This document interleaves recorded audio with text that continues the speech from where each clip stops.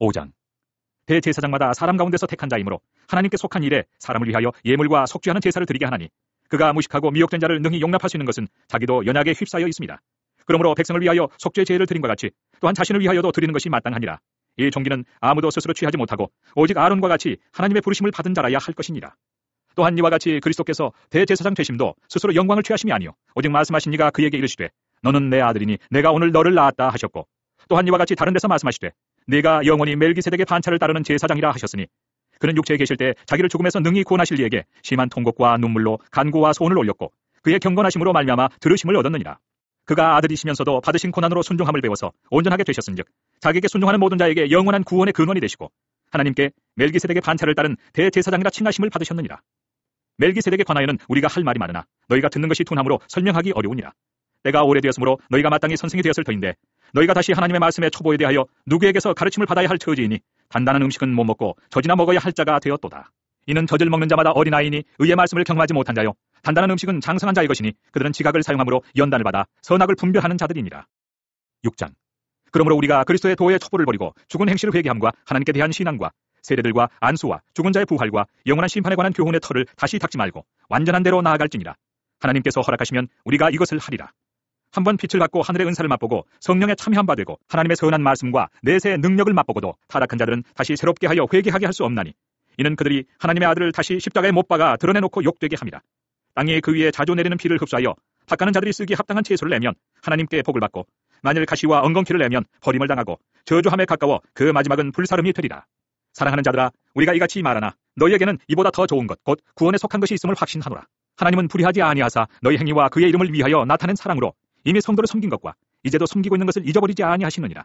우리가 간절히 원하는 것은 너희 각 사람이 동일한 부지런함을 나타내어 끝까지 소망의 풍성함에 이르러 게으르지 아니하고 믿음과 오래 참음으로 말미암아 약속들을 기업으로 받는 자들 본받는 자 되게 하려는 것이니라. 하나님이 아브라함에게 약속하실 때 가리켜 맹세할 자가 자기보다 더 큰 이가 없으므로 자기를 가리켜 맹세하여 이르시되 내가 반드시 너에게 복주고 복주며 너를 번성하게 하고 번성하게 하리라 하셨더니 그가 이같이 오래 참아 약속을 받았느니라. 사람들은 자기보다 더 큰 자를 가리켜 맹세하나니 맹세는 그들이 다투는 모든 일의 최후 확정이니라. 하나님은 약속을 기업으로 받는 자들에게 그 뜻이 변하지 아니함을 충분히 나타내시려고 그 일을 맹세로 보증하셨나니, 이는 하나님이 거짓말을 하실 수 없는 이 두 가지 변하지 못할 사실로 말미암아 앞에 있는 소망을 얻으려고 피난처를 찾은 우리에게 큰 안위를 받게 하려 하심이라. 우리가 이 소망을 가지고 있는 것은 영혼의 닭 같아서 튼튼하고 견고하여 휘장 안에 들어가나니, 그리로 앞서가신 예수께서 멜기세덱의 반차를 따라 영원히 대제사장이 되어 우리를 위하여 들어가셨느니라. 7장.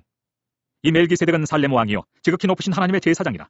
여러 왕을 쳐서 죽이고 돌아오는 아브라함을 만나 복을 빈 자라.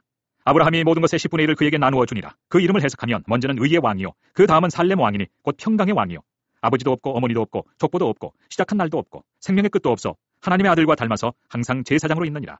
이 사람이 얼마나 높은가를 생각해보라. 조상 아브라함도 노량물 중 10분의 1을 그에게 주었느니라. 레위의 아들들 가운데 제사장의 직분을 받은 자들은 율법을 따라 아브라함의 허리에서 난 자라도 자기 형제인 백성에게서 10분의 1을 취하라는 명령을 받았으나 레위 족보에 들지 아니한 멜기세덱은 아브라함에게서 10분의 1을 취하고 약속을 받은 그를 위하여 복을 빌었나니 논란의 여지 없이 낮은 자가 높은 자에게서 축복을 받느니라. 또 여기는 죽을 자들이 10분의 1을 받으나 저기는 산다고 증거를 얻은 자가 받았느니라. 또한 10분의 1을 받는 레위도 아브라함으로 말미암아 10분의 1을 바쳤다고 할 수 있나니, 이는 멜기세덱이 아브라함을 만날 때 레위는 이미 자기 조상의 허리에 있었습니다. 레위 계통의 제사 직분으로 말미암아 온전함을 얻을 수 있었으면 백성이 그 아래서 율법을 받았으니 어찌하여 아론의 반차를 따르지 않고 멜기세덱의 반차를 따르는 다른 한 제사장을 세울 필요가 있느냐. 제사 직분이 바꿔졌은즉 율법도 반드시 바꿔지리니 이것은 한 사람도 제단 일을 받들지 않는 다른 지파에 속한 자를 가리켜 말한 것이라. 우리 주께서는 유다로부터 나신 것이 분명하도다.